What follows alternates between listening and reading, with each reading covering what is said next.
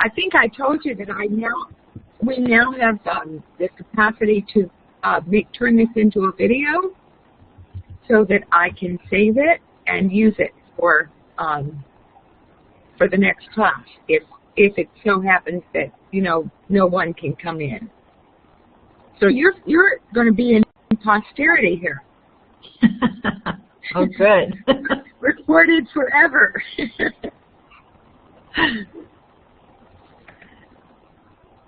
Well, we can just edit out any of the parts that don't sound good, or if I say something wrong, we'll just cut it out. Well, that's the thing. They told me that with the video form, they could edit it much easier than they could the recording. So. Oh, cool. That's good. Yeah. So there's big chunks I have to edit out of Dr. Baylor's too. I just haven't gotten down there to get them to help me do it. If I come down, I'll try to come and see you. Yeah. All right. Do you want to go ahead and get started? Sure. All right. Well, hi, friends. I'll pretend like there are more people here. But what? Oh, I was just saying lots of people are here. Pretend. Massive audience. So, hi, my name is Alexis Jandana. I am the Associate Director for Health Promotion and Prevention within our Colonial Health Center, which is located in the Marvin Center on Foggy Bottom campus. I'm excited to talk with you, as I always am when Dr. Smith asks me to join her class for this presentation. It is interactive, so be ready to answer questions. Those of you that are with us, no pressure, but we will do our best. So I wanted to talk about substance use a bit, and then we can answer questions and things too. But again, making sure that everybody knows the health center is located in the Marvin Center on the ground floor. That's where you can access our integrated and multidisciplinary student-centered health services. So if you are, not feeling well, or maybe you're struggling with some stress or anxiety, or you want to talk to somebody about your substance use, all of that you can access down in the health center, and we're here to help make sure that students are healthy and well enough to go to class, because getting that degree is the main point of college. There's a whole lot of other things that happen, development and participation in other activities that are part of school too, but getting that degree is the most important thing. So we want to make sure that you are well enough to go to class. Yay, we have more friends. As they join, just fair warning, friends, this is we do ask for participation, so there'll be some questions, we'll do some polling. Please feel free to use the chat box, etc., to answer some questions. The first thing that we're going to talk about is looking at alcohol. If I remember how to advance the slides, there we go. So when we think about alcohol, what are some of the positive or good things that can come out of consuming alcohol? So you just want to add them in the chat box.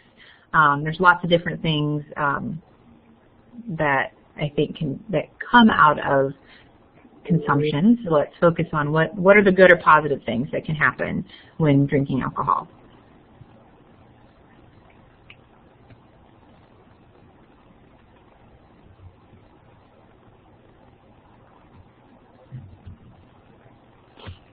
I'll pick in one.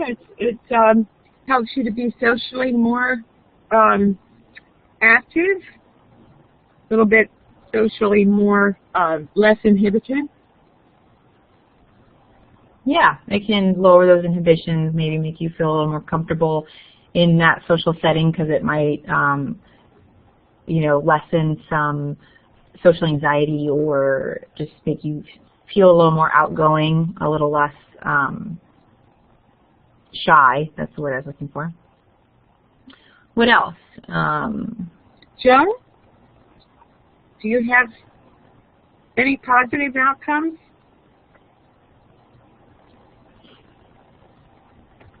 Oh, Jonas is here too. We're getting a good audience, Lexi. Yeah, we've got 3 friends.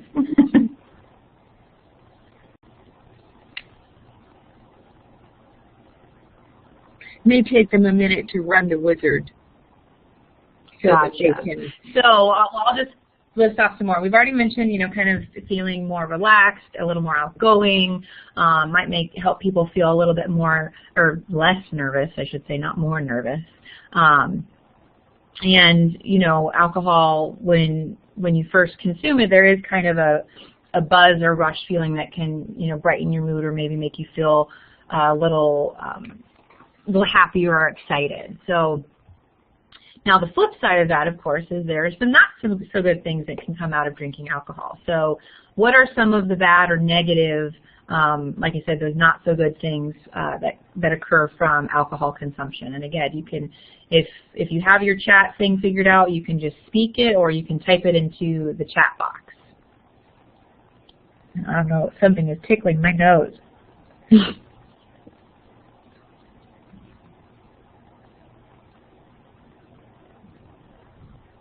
Come on, guys, just write something down there. If you have anything to contribute.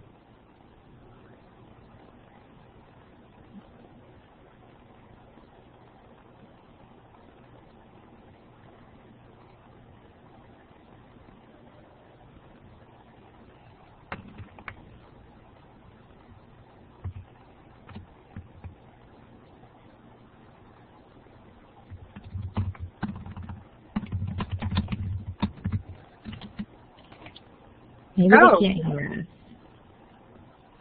Can you hear us? Yeah, I'm wondering if... Can you hear me now? Can you hear me now? Like for a cell phone commercial.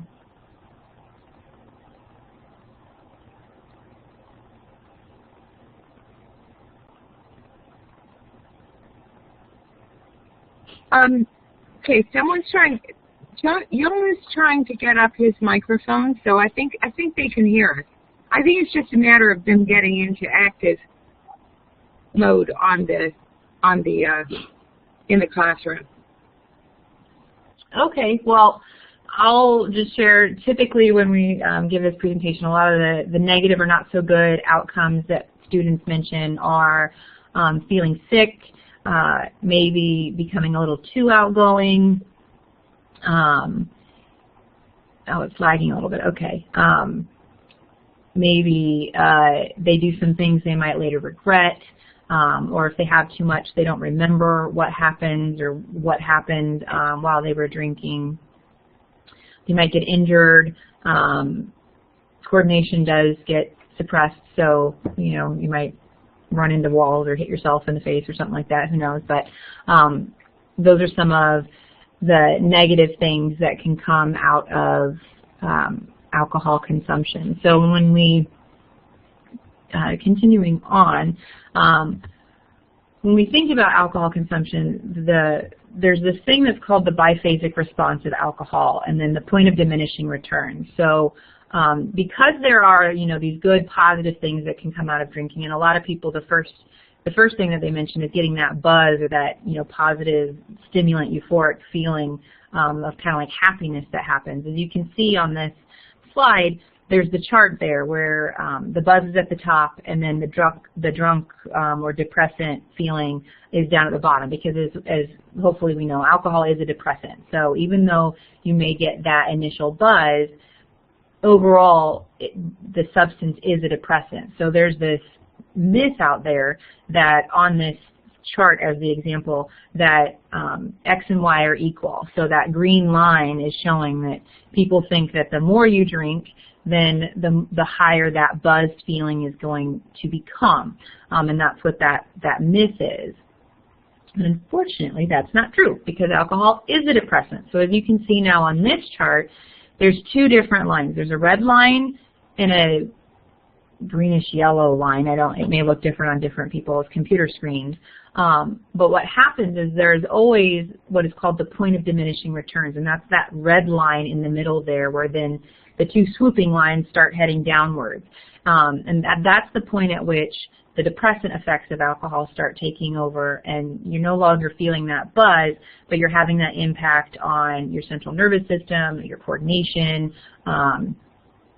You might get tired, your speech is going to get slurred, things like that, those depressant effects will take over. Now, can anybody guess maybe why there's two different curved lines and potentially what might be the difference in that red line and that yellowish green line?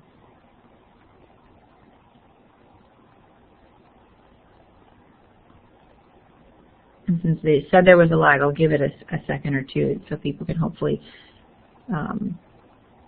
write something out or join via microphone.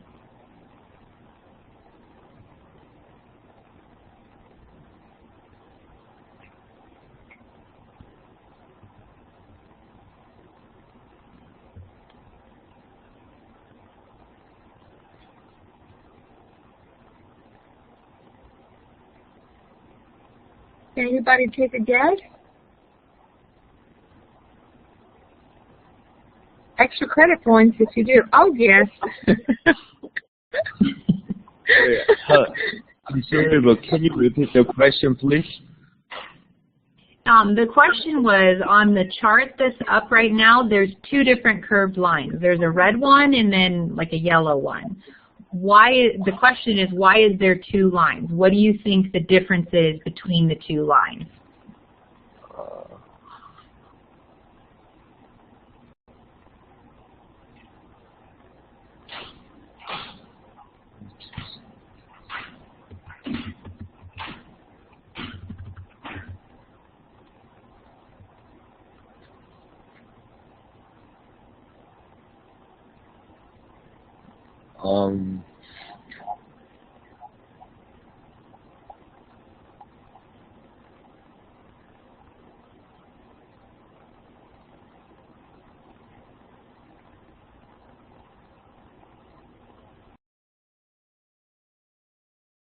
Guesses are okay.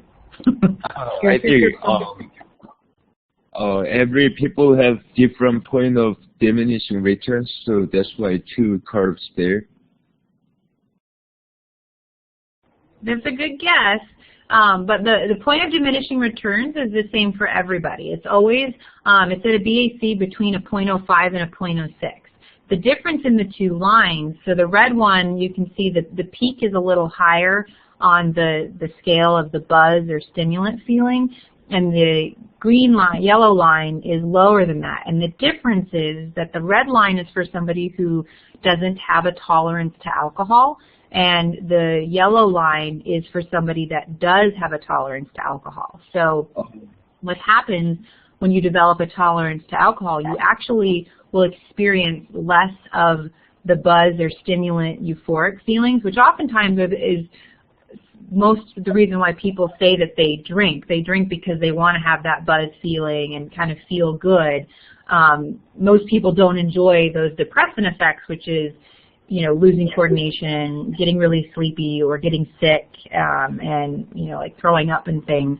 And that's what happens when you get to the depressant effects of alcohol. Those things are experienced. So this is to show that people, that if that's your goal to drink to have, you know, those positive experiences or those feelings, having a tolerance is kind of counter to that, because then you don't, like I said, experience as many of those buzz or stimulant effects. So I always point that out because I think it's contrary to popular or kind of social belief that having a high tolerance is a good thing, and that it's, you know, seen as desirable, when actually it causes you to experience less of those positive stimulant feelings from alcohol. So if that's the goal, then having a tolerance is counter to your goal.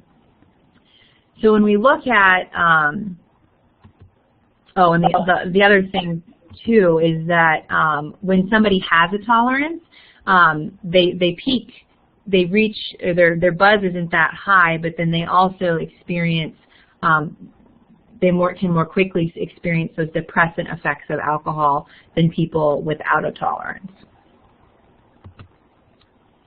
So when we look at the different things that influence somebody's blood alcohol concentration, birth sex is really important. Does anybody know why sex between male and female is an important factor that influences BAC? And knowing that there's a lag, I'll keep going. And then when you're ready to share, or you can type it out or just start talking, I'll stop so we can hear you. But so if anybody wants to share why they think birth sex is important, go ahead and do that. Weight is also important because when there's more weight, there's more mass in that the alcohol is dealing with within your body that can impact the concentration within your system. Tolerance also can influence BAC because there is such a thing as metabolic tolerance, where your body will develop so that it can be better at metabolizing alcohol. The speed at which you consume is really important in influencing BAC, because the more quickly you consume, the higher and more quickly your BAC will rise. Also the type of drink, as we know, different types of alcohol have different amounts of concentrations of alcohol in them. So for instance, a regular, just like American domestic beer has anywhere between 4 to 5.5% alcohol, whereas a glass of wine may have 10 to 12% alcohol. And then you have your hard liquor, and distilled spirits, which can have, they can be 80 to over 100 proof, which is like 40% alcohol or higher. So that means then the amount of those, of what you consume, will impact that BAC, because a beer, 12 ounces of that liquid is only 5% alcohol. But if you had 12 ounces of a distilled spirit that's 40% alcohol, obviously that's a lot more alcohol you will be consuming, even though it's the same volume of liquid. So that's the type of drink. Also, if you're taking any medications or using other drugs, a lot of drugs, depending upon what they are, they'll interact with the alcohol. So they may either amplify the depressant effects of alcohol, or they may kind of fight against the depressant effects if it's, let's say, a stimulant or something. So that can be really hard on your body and very confusing. But for your body to be like, okay, let's say individuals that may consume like ADHD medications, which is a stimulant, and then drink alcohol. That stimulant is going to not counteract, but it's going to mask the depressant effects of the alcohol.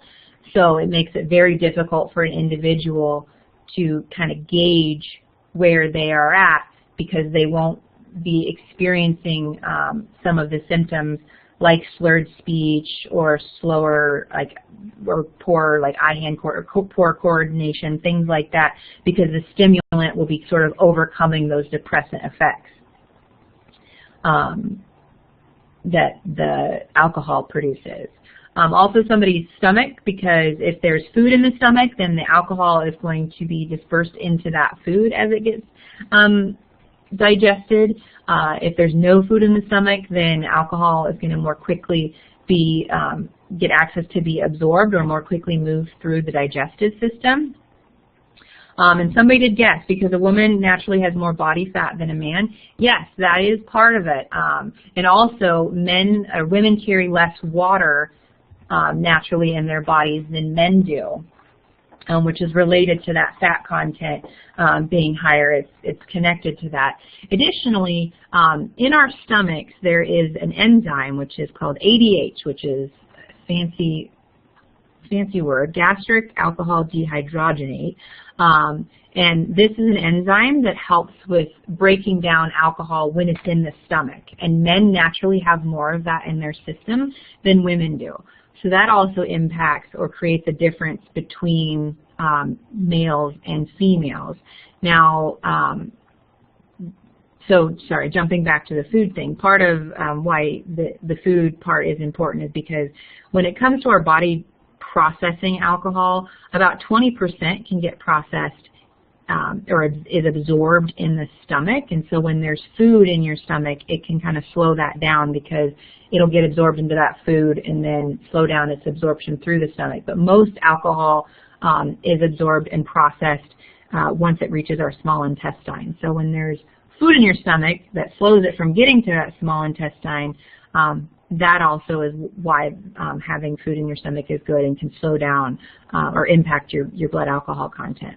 And then also if you're sick or tired, when we're not feeling well or we haven't been sleeping, our body is already impacted, and consuming alcohol as a depressant can impact our body's ability to heal. But again, we're already worn down, so it's just going to like wear us down more. And if we're tired, that depressant effect can almost make us even more tired. So it just amplifies that that feeling. And there's actually been some really interesting research where they I can't think of the name of the study, but they looked at examining individuals interrupting their REM, because one of the things that happens when you drink alcohol, a lot of people think that drinking alcohol can help you sleep, and it can help you fall asleep more quickly.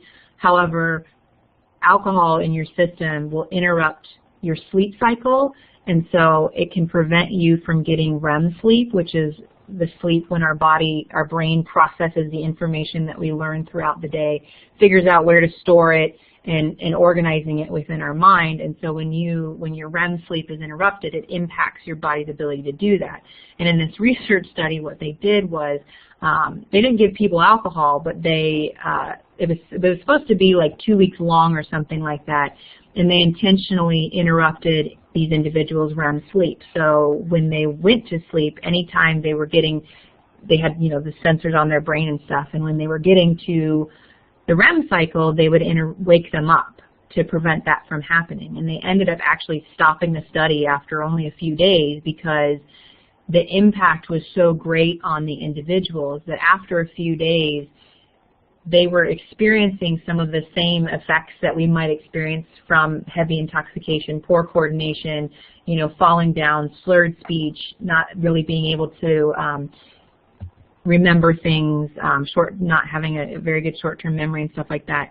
That was all happening to them within a few days just from interrupting that REM sleep. So that's, I think, a really interesting thing that can happen. That alcohol will interrupt that REM sleep, and these people just had that REM sleep interrupted without the alcohol, but had all these really negative outcomes because of it.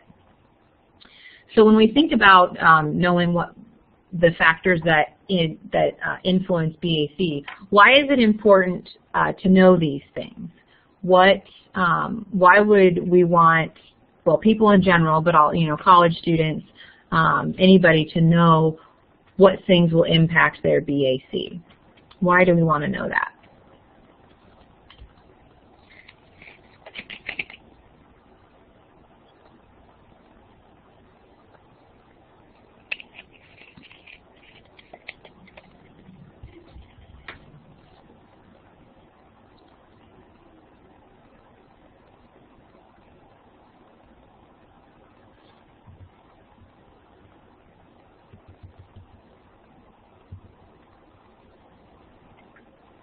Julius and Amina, are you able to get your mics up, or can you use the chat room?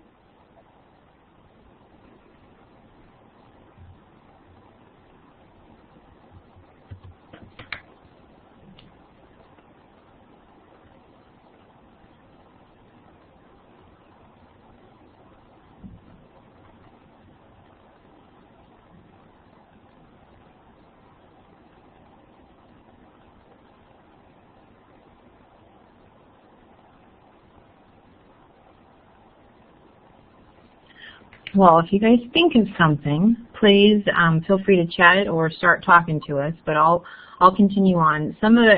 It's important to know what influences BAC, because in order to, as we see all the time on commercials and in advertisements, drink responsibly. Well, if we need to drink responsibly, drinking responsibly would be, having a blood alcohol content that is below that point of diminishing returns. If we go back and look at this chart, you can see that the green area before the point of diminishing returns, or that space is colored green. It's labeled as, lower risk drinking. I like to call that happy buzz land. That's where you can get the buzz or the stimulant feeling from alcohol but it's lower risk because when you haven't passed that point of diminishing returns, you don't need to necessarily worry about things like completely losing your inhibitions and doing things you wouldn't normally do, or becoming ill, and maybe making choices or doing things that, or you don't have to worry about. You're not going to black out at that point either. So when people say drink responsibly, that would be consuming alcohol while staying in this lower risk drinking zone, which is before that point of diminishing returns.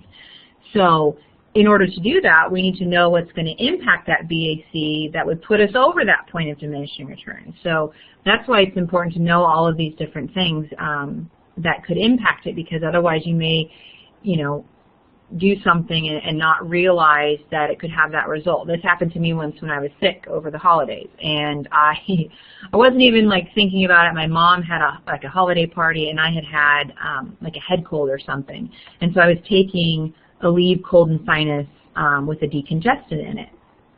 And this is over-counter medication. It was one of those that you take once every 12 hours. So I had taken it that morning, and then it was, evening time. I think I was supposed to take it at 8 o'clock or something, and my mom's party had started at 5 or whatever, and I think I had 2 drinks. And then I was like, oh, it's 8 o'clock, I gotta, take my medicine. And I took the medicine, and then my friend and I, when my mom's party was over, we decided we wanted to go out. And by the time, an hour later, when we had kind of gotten to where we were going to hang out with people, the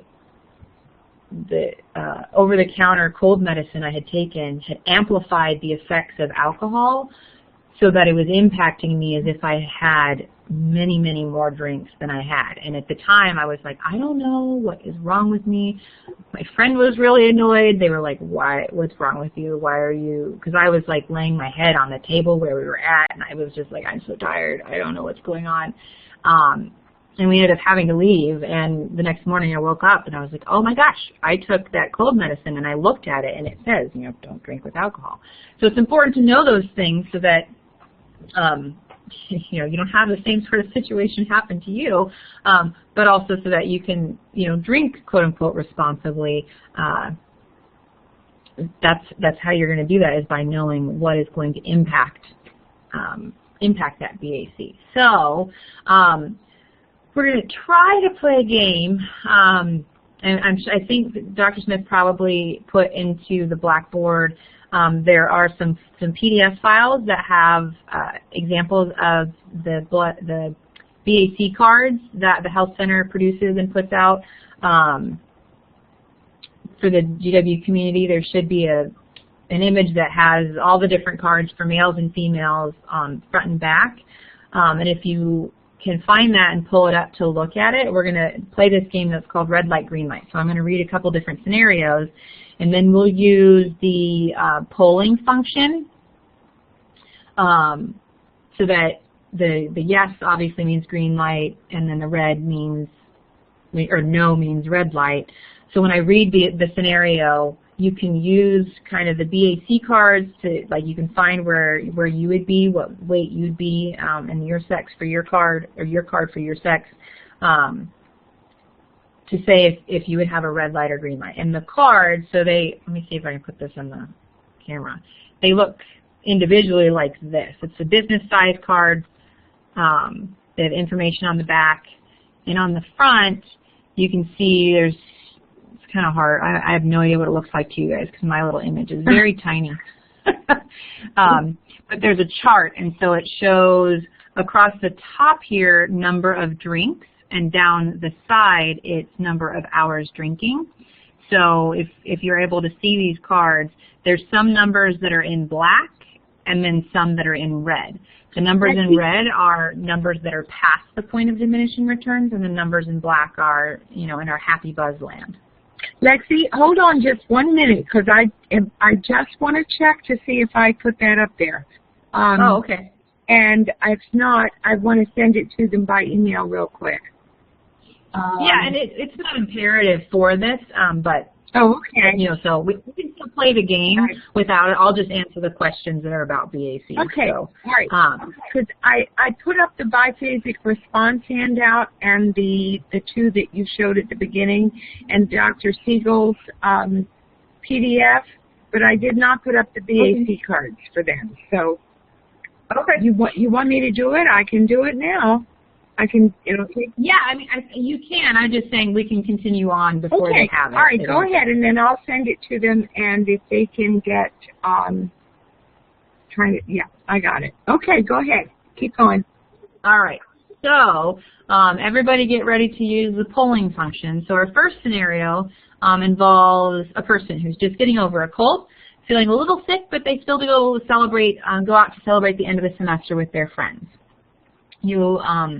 They get to wherever they're going at 9 o'clock, and they've just finished their 4th beer, and it's now 11. And so that's 2 hours, and your friend offers you another beer. Do we think this is a red light or a green light? Remember, use the yes poll function for a green light and the no poll function for a red light.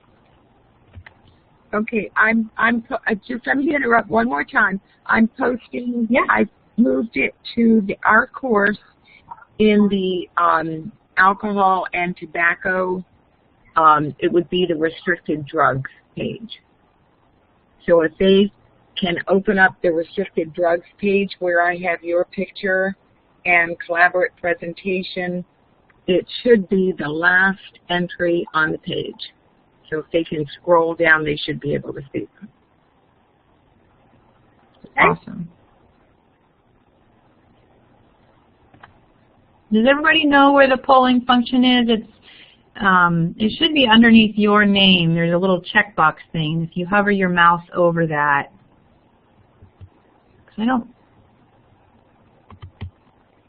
so I just voted. I voted. I just clicked it to see if it was working. I would actually vote red light, but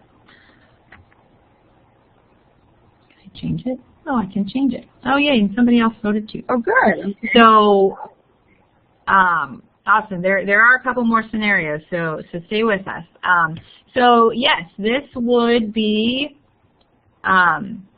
these are things to consider. So when somebody is sick, they're more than likely dehydrated, which then intensifies the alcohol in your system because there's less water in your body for it to be mixed with, diluted with, and then for the absorption into your system. So when we think about what is somebody's BAC level after 4 drinks in 2 hours. So before we started, I pulled out 2 matching cards for males and females that are between 140 and 160 pounds. So for the female to have 4 drinks in 2 hours, their BAC would be 0.11, which is past that point of diminishing returns. For a male, their BAC would be 0.09. So it's a little bit lower, but also over that point of diminishing returns. And then again, that alcohol is going to be, the effects of it's going to be intensified in the system because somebody's dehydrated and they're sick and already worn down.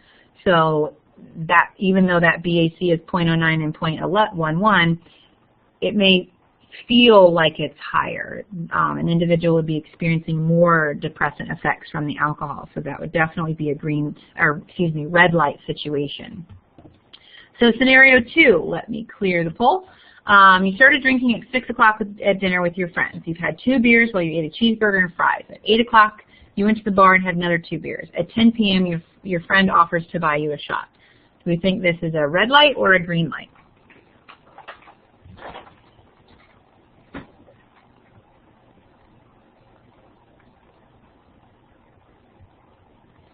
See if we can get some votes.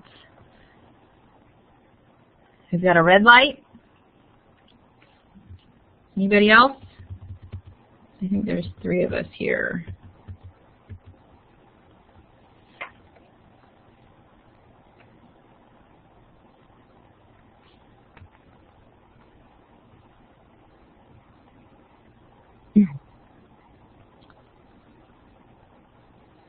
So we'll stick, we've got our red light vote.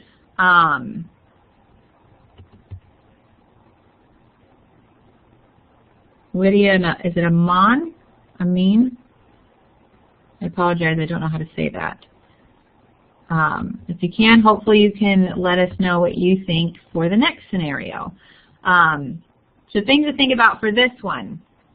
The individual just ate a protein-filled meal, so their stomach is very full. Having 4 beers over 4 hours. When we go back to our male and female who are between 140 and 160 pounds, for a female, 4 drinks in 4 hours is 0.07, which is over the point of diminishing returns, still under the legal limit. So that's, you know, kind of an in-between zone. For a male, the 140 to 160 pounds, 4 drinks in 4 hours is a BAC of 0.05. So they're right at that point of diminishing returns. So they're in happy buzz land. So if they took a shot, that would, so the 5 drinks in 4 hours, that pushes the female to a 0.10 and the male to a 0.01, or excuse me, 0.07. So the male then is below the legal limit, but just above the point of diminishing returns, and our female now has gone over that point of diminishing returns. So in this situation, it may depend a little on the individual more so, and also factoring in, again, we talked about tolerance earlier, and we'll talk more about the different types of tolerance, but tolerance is going to impact how these individuals are feeling the alcohol. It doesn't change their BAC level. That's going to be the same, but it's going to impact how they experience that BAC level. So somebody with a higher tolerance, they're not going to necessarily be feeling the depressant effects of the alcohol at a 0.07 or even a 0.10. So that may be a factor too. What's the word I'm looking for? I don't know, caveat this with saying, I'm not saying that means that it's okay or somebody should take that 5th drink, because tolerance, as I shared earlier, is not necessarily a good thing. And like I said, we will talk more about that. So scenario 3, you're drinking red wine at a house party. You're on your 3rd glass about 4.5 hours into the event. People are starting to play beer pong, and your close friend asks you to join. Is this a red light or a green light?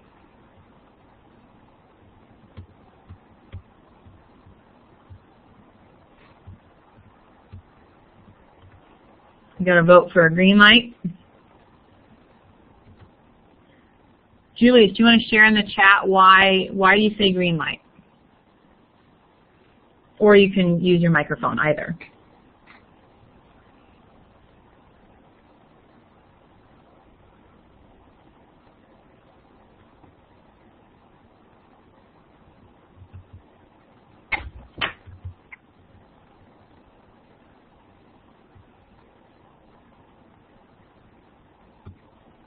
Julius is voting.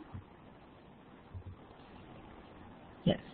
And I believe he's typing to share why he voted the way he did. Thank you.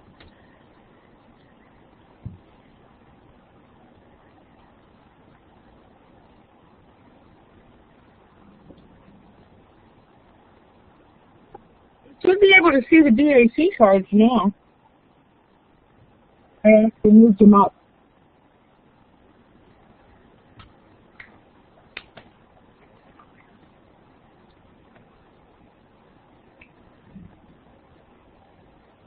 So Julie says that if you had 3 drinks in 4.5 hours, then you could have another drink according to the BAC resource card.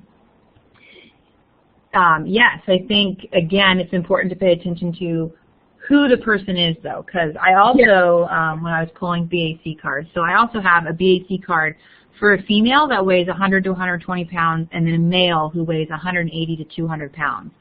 For a female, having 3 glasses of wine that weighs 100 to 120 pounds in 4 hours, their BAC is going to be a 0.14, which that's pretty high. That's well above the legal limit. It's almost double the legal limit. They would be very much feeling the depressant effects of alcohol. However, if we look at the male card, for a male who weighs 180 to 200 pounds, 3 drinks in 4 hours is a 0.00. So that person is not experiencing really any their BAC is 0, so they're not experiencing any depressant effects of alcohol.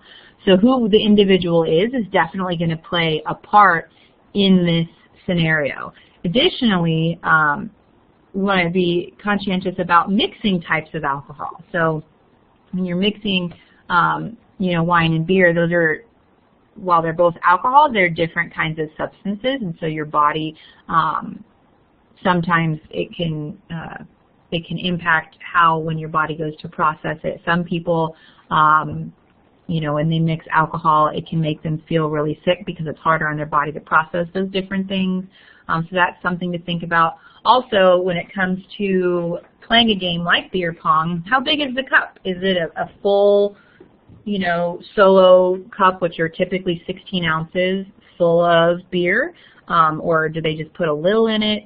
Because that will increase, playing that game of flip cup then can easily drastically increase the amount of alcohol you consume. And while these two, depending again on your sex, somebody may be still in the green zone having those 3 drinks in 4 hours, beer pong could very quickly put them well over that edge, especially if the game moves very quickly and they're consuming the alcohol quickly. As it says as a note, beer pong and drinking games are prohibited. And when we think about drinking games, the intention, like the whole point of a drinking game is to get people intoxicated. So by nature, if our goal when we drink alcohol is to drink responsibly and to just experience those positive effects from alcohol, a drinking game is inherently makes that not possible, because the point of it is to consume quickly, to feel intoxicated, which is the opposite of drinking responsibly. So we have one more scenario. Number 4, you're drinking the special at the bar, which is a Long Island iced tea. You arrive at 10 and you finish your second iced tea. It's 11:15. Somebody wants to buy the next round. Is this a red light or a green light?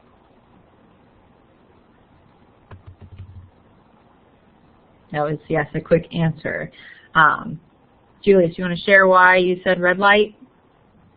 And Lydia and Amina, please feel free to join in and share your thoughts as well.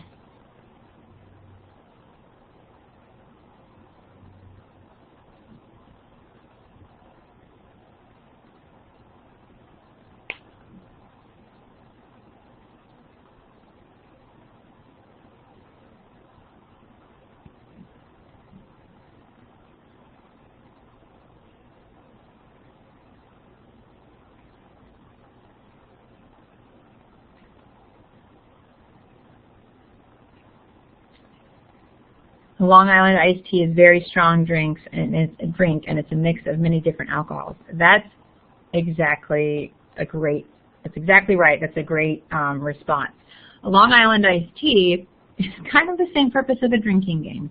They kind of are there to get people to consume a lot of alcohol very quickly. So depending upon how a Long Island iced tea is made, it can contain anywhere between 5 and 7 shots. I suppose you could make it with less than that, but it can have that many shots of hard alcohol in it, because it's just sort of a mix of all sorts of hard alcohols with a little bit of Coca-Cola in it, and you can't really taste the alcohol. So if we've had 2 of these, and even let's say we go on the low end of saying there's only 5 shots in the drink, that would be somebody having 10 shots in just a little over an hour. So if we look at our BAC cards, again, I'm looking at both the male and female that are 140 to 160 pounds, and our BAC cards actually only go to 9 drinks, but still, looking at 9 drinks in 1 hour, for that female, the BAC is a 0.29, and the male, it's a 0.24. And at that BAC level, it's that's at a point where it's very likely that somebody could pass out. They may not have really any, and again, this is somebody without a tolerance to alcohol, which we'll talk about next, but they're going to have very little to no physical control. They could go into a coma, and death is even possible at that point. Now, it's still, even when we look at the male that was, the 180 to 200 pounds, 9 drinks in 1 hour for that individual still puts them at a BAC of a 0.19. So it's still more than double the legal limit. It's well over the point of diminishing returns, and they're going to be experiencing some confusion, disorientation. They can be nauseous. They might black out, things like that. And for our female that was 100 to 120 pounds, these 2 Long Islands, again, just thinking if they have 5 shots each, so 10 standard drinks in a little over an hour, that puts this individual beyond a 0.14 BAC, which is pretty lethal, and so not a good place to be. Even when people don't drink Long Islands, I know like now doing shots can be really is popular because it's less alcohol and you can do it more quickly. Individuals, you know, that I haven't heard of this in a while, but at a previous job I know it was popular to try to do like 21 shots on your 21st birthday. That's really, really dangerous and can lead very easily and quickly lead to you know, serious injury and possibly death. So so I've said it a whole bunch. We're going to talk more about tolerance. So when we talk about tolerance, there's 4 main types of tolerance. There's genetic, so which accounts for less than 5% of the tolerance that a person that we may experience, and that means that you just may naturally, your body may be better at tolerating or processing alcohol than others. There's metabolic tolerance, which I briefly mentioned earlier, where your body may actually sort of adjust itself to be a little bit better at processing alcohol. So your metabolic process, you may, you know, naturally start having more ADH in your system, so that you will process the alcohol that gets into your stomach a little more quickly or more efficiently. That accounts for about 10 to 15% of tolerance. Then there's functional tolerance, which is about 30% of tolerance that people experience. That's when your body just figures out how to function normally and not experience the physical depressant effects of alcohol, the slurring of speech or the stumbling, the poor coordination, things like that. It learns how to function even though it has a level of alcohol in the system. And then the type of tolerance that impacts us the most is environmental tolerance. And this is connected to classical conditioning, which if any of you can think back to your psychology classes in high school or even, you know, Psych 101 at school and college, classical conditioning relates to Pavlov's dogs. That's where you can see this little puppy right here. And that, for a long time I thought that was a broom, but it's a bell. It's not a broom. It does look like a broom though, doesn't it? Yes. So what classical conditioning is, what Pavlov did was he had his dogs, and every time he fed them, he would ring a bell. And so the dogs were conditioned to associate the ringing of the bell with them getting food. And what they got to was when the dogs would go to eat food, their mouth would salivate because it would be preparing to eat food when it would see the food. So eventually what would happen is once the dogs associated the bell with food, when they would hear the bell ring, they would salivate in preparation for the food. So that's what is called classical conditioning. The same thing happens when it comes to alcohol consumption and drug consumption. So when you look at this chart, and I'll do my best to explain it. So you have that baseline there that says normal activity. So that's, let's say, where we all start. That's our 0 for being sober. And let's say every time we walked into a specific classroom, or pick if there's a place where you typically hang out. If every time you walked into that place, you consumed alcohol and you drank, let's say, 3 beers to get to that dotted line there that says the desired feeling of, from alcohol, so that either buzz or just the feeling you want to get to from consuming alcohol. So every time you walk in that room, the room looks the same, it has the same smell, maybe the same people are there. that's similar to, that's where that conditioning happens, is your body thinks of that room like the bell. So what happens is the more and more you consume in that room, your body gets conditioned that, oh, I've entered this room. I'm going to consume alcohol. So just like the dogs would salivate when they heard the bell, when you walk into that room, your body's going to say, oh, I'm in my drinking room, for lack of a better phrase. I'm going to prepare. And so what happens is you can see by that fourth line that's going down, right before it, there's a little arrow pointing up. And that's because your CNS is going to speed up as you walk in that room. It's going to look around, see all those environmental cues, and say, I'm in the drinking room, and it'll prepare to receive the alcohol. Just as the dogs prepared to receive food, which is why they salivated, your body's going to prepare to receive the alcohol. So your central nervous system is going to speed up. And so now what happens that fourth time you're in the room, to get to that same desired feeling, which hasn't changed, you can see that dotted line stays the same, you have to drink, instead of 3 beers, 4 beers. And you do that for another couple weeks. Well, your CNS is going to keep speeding up. It's going to keep ramping up more and more and more. So as you can see, what happens is it keeps ramping up. You need to keep consuming more. So by the time that last line hits, we've gone from consuming 3 beers, now we're having 10 beers to experience that same depressant effect of alcohol. So this is that environmental tolerance. And what's really important about this is being in that environment. So as you can see, this person says the level of intoxication I want to feel, by the time they're all the way on that right side of this graph, I drink 10 drinks to get there. So that becomes what they think of as my personal limit is 10 drinks. Well, what happens when they go to a new environment and all of a sudden there's none of those environmental cues? Their body doesn't know, oh, we're going to consume alcohol. Therefore, the arrow that's to the left of the one that points down, the arrow pointing up, that doesn't happen. Your CNS doesn't get triggered to ramp up. Now all of a sudden you're drinking the same amount that you've gotten accustomed to, those 10 beers, but you experience it much more. That depressant, you experience those depressant effects much more.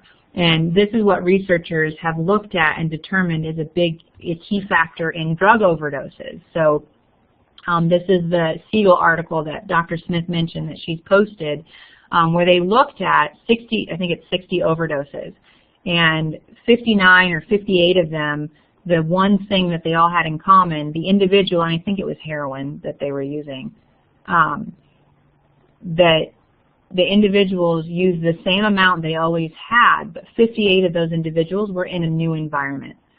So their body didn't know to prepare to receive that drug. So even though they were consuming the amount they were used to consuming, they overdosed because their body experienced their CNS was depressed way more than it usually is because it didn't ramp up. It wasn't triggered to say, oh, we're gonna use,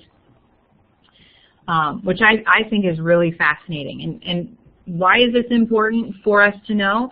Just think about it, especially like college-age students. Like if we typically, go to the same places to drink alcohol with our friends, or whether you're in college or not, you have a typical hangout spot.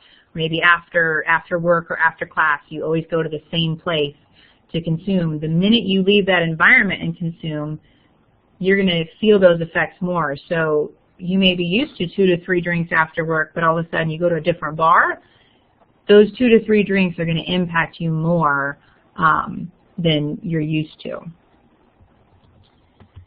So then let's think about what are things that are outside of ourself that can impact our drinking behavior. The people around us can impact our drinking behavior. What's happening in our lives if we are really happy about something, doing well on a test or getting a job or an internship, or if we're really upset about something. Maybe we were in a relationship that ended, or we've had a family death or something, or we've lost our job, something bad has happened, we got in an accident, or maybe lost some money. Those are all things that can impact our choices and that behavior. Oftentimes, students that we meet with, one of the biggest impacts that they cite as to what impacts their decisions when drinking is if they're with other people who are drinking, which is an important thing to know. So we're going to talk about perception versus reality. So there's peer pressure versus perceived expectations. And what I mean by that is I feel like a lot of us as a society, we've done a really good job educating people about peer pressure. Like, we shouldn't force anybody else to do anything, or we shouldn't pressure them to do something that they don't want to do. And while I think that still happens, I think it may happen less than it used to. However, I think there's oftentimes perceived expectations of an individual, which relates to when you're around others who are drinking. We feel like, well, I should be drinking too, because if I'm not drinking and everybody else is drinking, then I'm the outsider. I'm not a part of the group, and people may feel awkward about it. So they can perceive this expectation, even if nobody says, "Here, have a drink," that they should be drinking when they're in that environment. And so oftentimes people can be more influenced by our interpretation of the situation rather than what's actually happening. So, which I think can play into a lot are, again, those choices. Oftentimes when somebody sees an individual with a drink in their hand, they think, oh, they're drinking. Like, people are drinking a lot, so as soon as my cup is empty, I need to fill it up again. But we don't know how much is that person drinking. They may be on their first drink. They may only have one drink all night. But as long as we see that beer in their hand or that solo cup in their hand, we think they're drinking. So our perception of that interpretation can impact those choices that we make.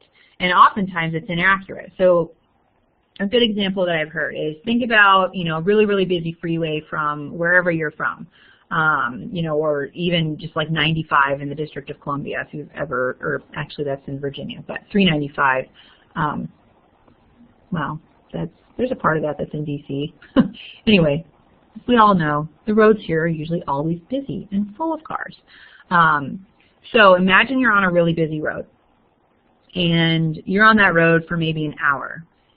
And in that hour time, how many people do we think, how many cars do we see that might be kind of darting in and out of traffic or driving really fast, or that make you go like, wow, they're driving really crazy? In that hour, we may see 10 to 15 cars. Let's even say we see 30 cars in that hour that are driving kind of ridiculously. When we get off of 395, and we're talking to somebody, we're going to be like, wow, everybody was driving crazy today because we saw 30 cars in just an hour. That's I'm doing my math. No, that's one every 2 minutes. We're gonna be like, that's a lot. Like, everybody was driving crazy. When in actuality, an hour on 395, you're going to be on that road, because in most places it's 4 or 5 lanes wide. There's going to be hundreds, maybe even thousands of cars that you are on that road with. Yet we see 30, and we extrapolate that to everybody's driving like crazy. When really 30 out of 1,000, I'm not going to do that math quick, but that's less than 1%.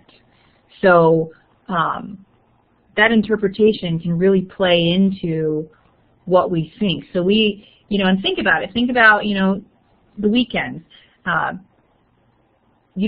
People don't on Monday morning talk about the people who are drinking responsibly. They don't go around saying, oh yeah, I saw, 80% of people were they weren't going crazy. It was, oh my gosh, did you see so-and-so? They were dancing on the bar. Or they threw up all over their dress, or they fell down, or they, whatever. Those are the things that stand out. That's the stuff that gets talked about. But that may be 1 to 2% of the people in the situation. Everybody else maybe was drinking responsibly, or whatnot, but we don't talk about that. So that can color where our perception in thinking that, like, wow, everybody drinks like crazy here, when we're really just seeing a couple, but we're expanding that like it applies to everybody. So when we think about alcohol expectancies, the different social effects of alcohol. So we kind of talked about this earlier, some of the positive ways that alcohol affects you in social situations. It can make you more talkative. It can, you know, decrease your shyness. You might dance when maybe you wouldn't, you know, you'd be too shy to dance otherwise. It can help you be more talkative with people you don't know, getting to, you know, just saying hi. Again, lessening that shyness. And then some of the negative ways it can impact you, it may make you, you know, maybe you get overly friendly, or you do, like I said, maybe you go past just getting more comfortable with dancing in front of others and you jump up on the bar and start dancing, or you lose, you get poor coordination, maybe you fall down, you spill things, things like that. So in thinking about it, think about if you've ever had alcohol do different things for you at different times. And I know I can think of times where, you know, I've consumed alcohol and it's made me, all of those things, made me feel more outgoing, made me think I was, you know, help me have a better time, made it more fun. And then there's times I've consumed alcohol where I've been really sad, or it's, you know, I've ended up crying about something. And when you think about that, if, you know, I mean, not if, alcohol is a drug. And just like Tylenol is a drug, when you take a drug, it should do the same thing for you. Like, it's impacting your body in the same way each time. Tylenol doesn't, you know, lower your fever some days and increase your fever other days. So as long as I got that right, I think Tylenol is the one that's a fever reducer. But it does the same thing. So in thinking about that, alcohol does the same thing too, like physiologically, or I don't know if I said that word right, but it impacts your body the same way when you consume it too. It's a CNS depressant. I'm going to pause for a minute because I saw Lydia said something. So the environmental factor is definitely something I have experienced. Sometimes the same amount of the same type of alcohol will create an uplifting effect in some places, times, and then a totally different effect in others. Yes, thank you for sharing, Lydia. And that relates to this too, this alcohol expectancies in some ways, where in sometimes, as you're saying, you felt uplifted, and in others, it gives you a different effect. So this whole thing about thinking about, well, if it's a drug and the drug is physiologically, that's not a word. What's the word I'm looking for? I don't know. But as a drug, it's impacting your body the same way each time. It's depressing you. So scientists are like, if that's true, then how come people experience it in different ways? And so they wanted to look at, well, maybe it has something to do with our expectations from consumption. So they created the bar lab. Some researchers got together and literally got to build a bar on a college campus at a research school at Washington State University. I think it's Washington State University. It's in Washington State. I know that part. I don't know if it's university or college, but they created the bar lab, which, you know, looks fairly similar to like a bar you might, you know, go to. And they outfitted it and made it a research lab. So the light fixtures that are hanging down from the ceiling that you can see at the top of this picture, they were also outfitted with microphones. The mirror, no surprise, is a two-way mirror, so they could sit on the other side and kind of watch the students. Behind, like, the bar, you know, they had things that would typically be in a bar, like a ping pong table, other tables and chairs, things like that. The Dos Equis sign in the middle there, that cut out, that had a camera in it, so they could record the room and what happened with the participants. And so they set out to research this. And so they said, okay, let's, you know, typical study design here. Let's get some students together and break them into 4 groups. So in the upper left, you have people who were told, we're going to give you alcohol, and they actually gave them alcohol. And then they, put them into the bar lab and said, let's see what happens. Then they had people who they said, we're not going to give you alcohol, but they actually did give them alcohol. They had people who they said, we're not going to give you alcohol, and they didn't give them alcohol. And then people who they said, I just repeated myself, but or people they said they'd give alcohol to, but they didn't give alcohol to. Anyway, you can see the chart. I think I said those confusedly, but so they went out and did this, and what they did is they created an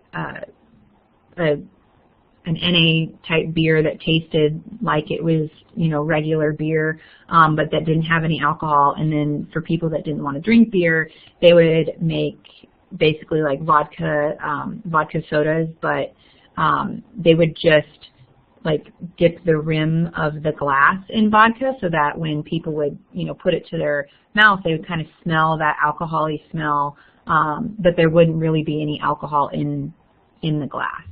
So when they looked at, they then commenced the study, and so they first up they had the individuals who were told that they were going to get alcohol, and they actually gave them alcohol. And the typical things sort of happened. People started to get more talkative. They got louder. Some people started dancing. People started talking to other individuals that they didn't know, introducing themselves. People, would get a little clumsy, spill drinks, things like that. Pretty typical. And they only gave people enough alcohol to get them to a BAC of a 0.05 or a 0.06. So it was all very calculated based on their sex and their weight, etc. So they were able to watch that and code that. Then they looked at people who they said, we're not going to give you alcohol, and they didn't give them alcohol. They just gave them, the like soda with a lime and water, And this was pretty typical to what they sort of expected. People kind of just stayed to themselves, or only talked to people that they were already friends with. It was pretty quiet, nothing really happened. It was one of the researchers, when he describes this, he always says, it's like an 8th grade dance. Like the room is separated by like nobody's talking to each other. They're just standing around looking at one another. Nobody's really dancing or doing anything. So then they looked at the people who they said, okay, we're going to give you alcohol, but they didn't actually give them alcohol. And this was really interesting because some of the same things that they witnessed in the groups that got alcohol and they were expecting alcohol, the same things happened. People got louder, they got more talkative, they started making friends with other people, started dancing.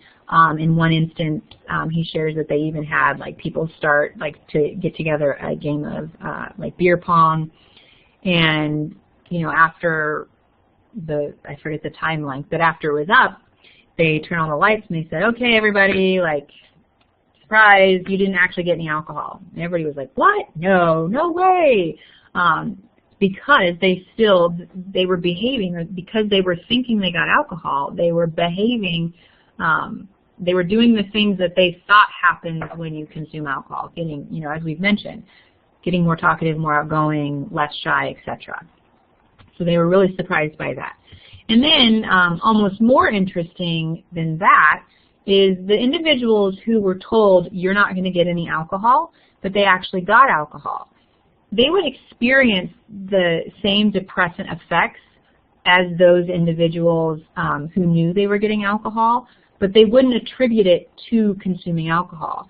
They would yawn, they would start to feel sleepy and say, I'm tired, and they would say, oh, I just didn't sleep enough last night, or yeah, I wanted to take a nap today and I didn't. Or they would get clumsy and be like, oh, I'm just clumsy, or it's because I'm tired. But really these things they were experiencing was because the alcohol was depressing their system and was impacting what they were doing. So all this to kind of look at, the fact that alcohol expectancies are really impactful. Like oftentimes, the effects of a substance, they're due to the drug, but also the setting that the person is in and that mindset that they have. So, you know, if somebody is in a really happy mind frame and they're like, I'm going to go out and celebrate, they're more than likely to experience more positive effects from that alcohol because that's what they're thinking.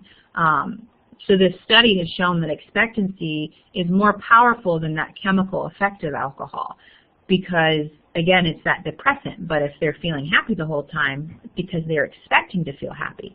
At the same time, some people who say, oh, I had a really bad day, I'm in a really bad mood, so I'm going to go drink to make me feel better. While that buzz may initially impact them, the alcohol, the depressant, is just eventually going to intensify the already negative or sad or upset feelings that they have. That's why some people are, you know, can be really happy drunks, or they can be really mad or angry drunks, or really sad drunks, or, you know, sometimes you might, there's the cliche of, you know, there's always somebody who's crying at the party. Maybe they've had a bad day or something. So the expectancy really can impact how we experience the alcohol when we do consume.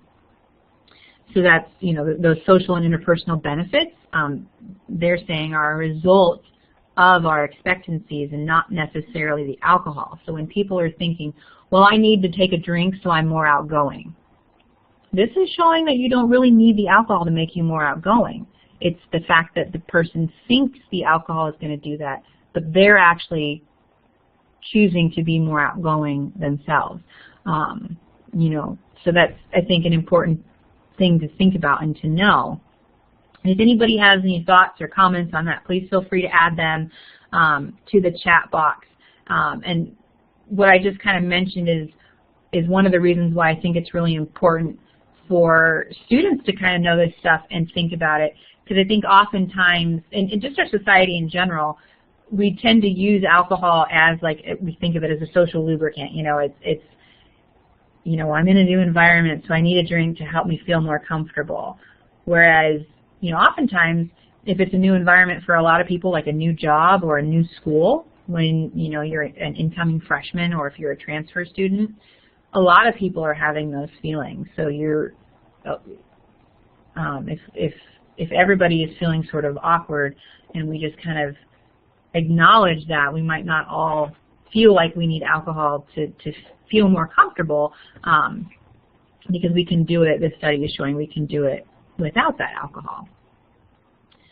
So, as I always do, I'd be remiss if I didn't have a captive audience and make sure that everybody knows the signs and symptoms of an alcohol overdose and alcohol overdose overconsumption.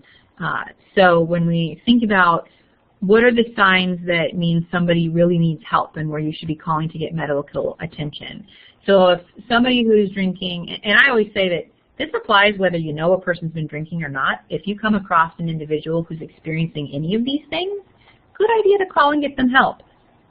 Of course, if you know they've been drinking, especially important to get them help. And again, this is alcohol overdose, not just somebody being intoxicated. So somebody who's unconscious or semi-conscious, and they're also throwing up at the same time, that's not a good sign, and somebody they need some medical attention. Being unconscious and you can't wake an individual up, that's definitely a sign that somebody needs some help. If they have irregular or slow breathing, I'm going to bet that nobody who's watching right now is thinking about breathing. We don't consciously have to say to ourselves, breathe in, breathe out. It's just something that we do, right? But when you consume alcohol and you consume high quantities and you have a high BAC, when your CNS gets depressed really far, I like to say it's almost like your body forgets to breathe. And so what happens is your breathing can become very irregular and very slow. You can try it. You can try to breathe less than 8 breaths per minute, or if you put more than 10 seconds between breaths. It's kind of a hard thing to do. if you're going to try that, be around somebody just in case you get lightheaded or something, and like you don't want anything to happen to you. But it can be difficult to actually breathe that slowly. So if somebody's breathing that slowly, there's something going on and they need some help. And then if somebody's experiencing hypothermia, if they are cold or clammy, they have pale or blue skin, especially in the nail beds, that's a sign that your body is sort of focusing its energy on your core, and so it's shunting like the blood away from your extremities so it can keep your internal organs functioning. So if anybody's experiencing that, hypothermia in general is a fight or flight response. It's a protective response that our body goes into, when we've experienced trauma or things like that. So if you're around somebody's experiencing those symptoms, you need to call for help. And if there's any questions, please feel free to shout them out or type them in. I'll put the contact information up there for the Colonial Health Center. And if anybody wants to talk more with anybody with anybody about substance use education or learning more about your own individual substance use, as I like to say, to see if you're kind of on par with the average of students or if you're overachieving, that's what we're here for. And you can email prevention@gw.edu, or stop by or call us, etc. Lexi, that was wonderful. You put in so much good information here. And Amina and Lydia, do you have any questions? Do you have anything that you want to ask Lexi? You've been good listeners, and thank you for coming into the classroom. And here's some thank yous for you, Lexi, from our students. So thank you again. I will be in touch with you and let you know how the video works out, and I'll send you a copy of it. Okay? Good. Thank you so much. Watching myself. I'm so critical, but I'll watch it. It's wonderful. And I'm going to make sure that everybody in the class watches the recording, which I'm going to stop right now. And